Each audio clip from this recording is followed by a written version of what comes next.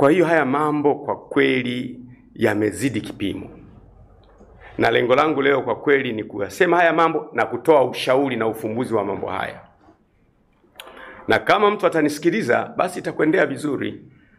Kama usiposikia basi haitakwendea vizuri. Lakini hebu tuwaone hawa wajuzi hawa, imetokea tena mwanaharakati.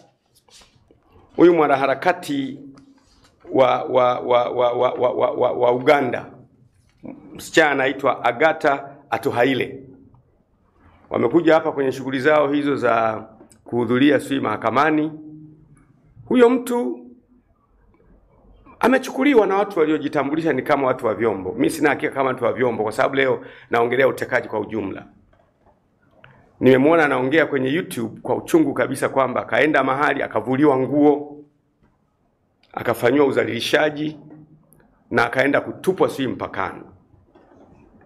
Sasa hebu tujaribu kuwaza, kama angekuwa ni mama yako mzazi, amechukuliwa, anavuliwa nguo, anadhalilishwa, anatupwa mahali, ungejisikiaje? Kama angekuwa ni dada yako kabisa, tumbo moja na wewe, amechukuliwa